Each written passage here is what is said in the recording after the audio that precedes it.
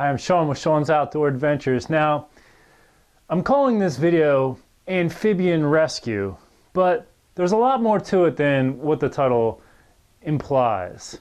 See, what happened was, back when I was just finishing up college, I had a friend ask me if I wanted to go out herping. Now, I didn't really like the sound of that because I wasn't sure what he was talking about, but as it turns out, he was a herpetologist, which is the study of amphibians and reptiles. And what he would actually do is, now we're in the state of Pennsylvania, and on days that it would rain a lot, he would go out in his car and drive real slow on back roads and dirt roads looking for amphibians and reptiles that would be crossing the road. So we would go out and do that and usually stop and get ice cream on the way back. We always had a lot of fun. Now, where I live now is at the base of a mountain, and right across the street from my house is a wetlands.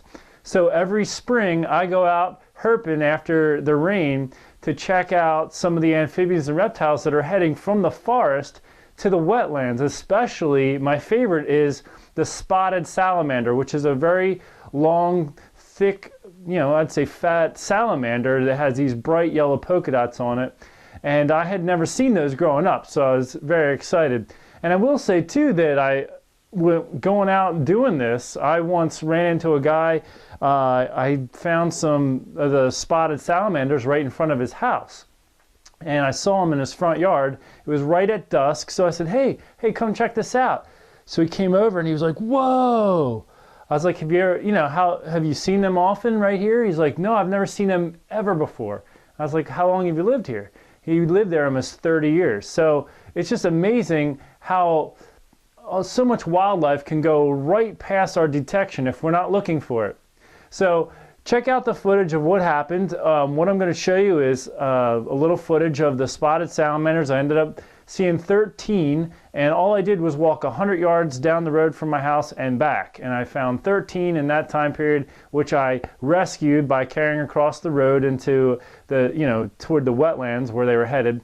I also saw 3 peepers, which are those real tiny little frogs that you're going to hear in the background, although I didn't video them because I was too busy playing with them. And then one nice toad. So here, check it out. Spotted salamander. This one's about 7 inches long. And he's just looking at me.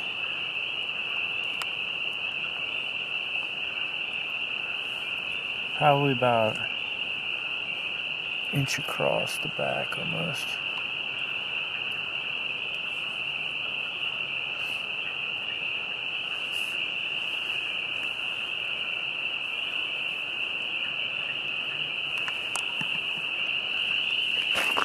This right here is number 9. I've just rescued 9 of the spotted salamanders.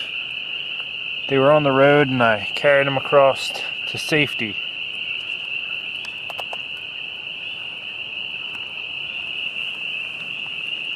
Here's number 10 and 11 on the rescue mission. I just set them next to each other, just hanging out.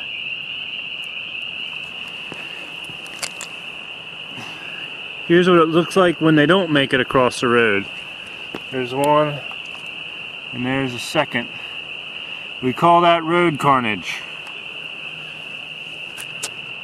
There's Mr. Toad. You found one? Yep, gonna have to help him across the road so he doesn't get squished. Come on, Toad. No, I'm trying to nudge him with my toe, but I'm gonna have to give you the light and carry him across. Come on, Toad. Carry the toad to freedom. The rescue has been completed. The toad will live. Is it? It's an adult red eft. He's squished.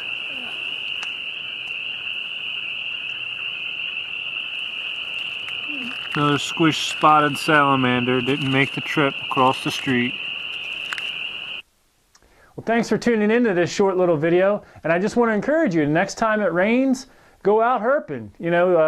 If you have some safe, secluded dirt roads or private roads, or places where you could drive real slow safely looking for them. It's a lot of fun, and then you can hopefully find a safe place to pull off and look at them and identify them, study them. In fact, last night after I came in from herping, I had a car stop right by my driveway. Two parents and their two young kids jumped out with their flashlights and were checking out all the amphibians.